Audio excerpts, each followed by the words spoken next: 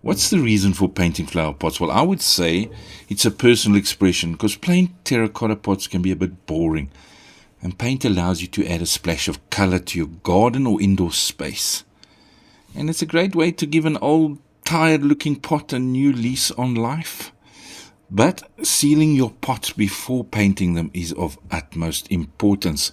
Okay, so first of all, I'm talking about sealing the inside of the pot. So when you put water in your pot, it's not going to seep through the porous clay to the surface where you've painted on the other side. Because if water does seep through, your paint is definitely going to bubble, blister, and flake off.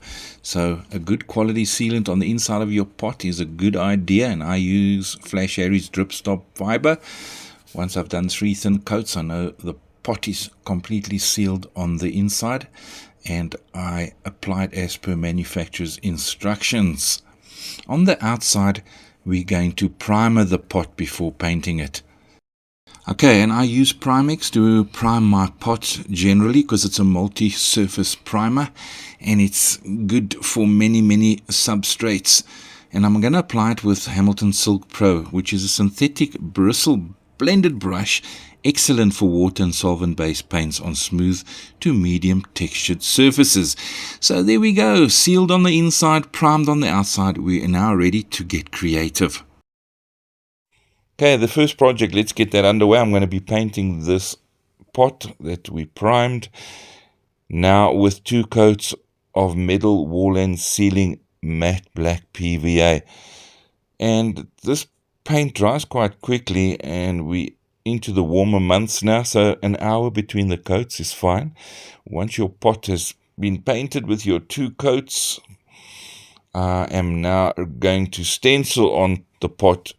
I've got a stencil, I've got Hamilton's Pro-Chalk Stencil Brush, some contact spray adhesive, and the scissors was there just to trim off a little bit of the stencil because it was a little big to fit onto the pot nicely. I'm spraying the back of the stencil with a bit of contact spray.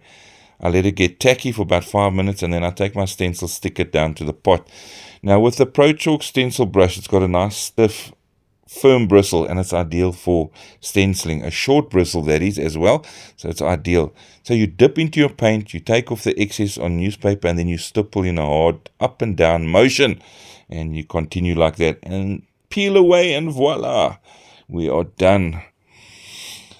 So our second pot, I'm going to be using Earth Coat Granite paint, which is inspired by the look of granite rock. And this paint actually gets its flecked appearance from recycled dried paint. But first we primer the pot over your existing primer. The Earth Coat primer for this product, it's called Ultra Fine Aggregate Primer. It just has a little bit of a grit to it, which makes the granite paint key to the surface, and that in this case is the pot. So definitely 2 coats of granite paint is needed over your aggregate primer. Because it's thick, 4 hours between the coats. A drop sheet please, because this stuff can get a bit messy because of the texture.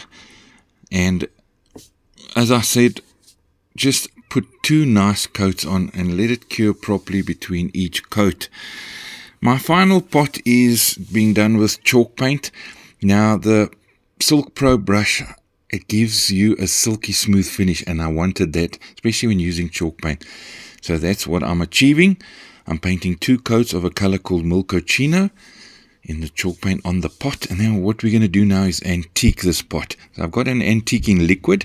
It's a brown medium. This particular liquid is brown. And I apply the liquid, which is water-based, just randomly with the brush all over the pot. If you're doing bigger surface areas, don't go and do the whole area. Do bit by bit and then soften it out with Hamilton's blending brush. So I just put on the antiquing liquid, and then I come, while it's still wet, with the Hamilton's blending brush.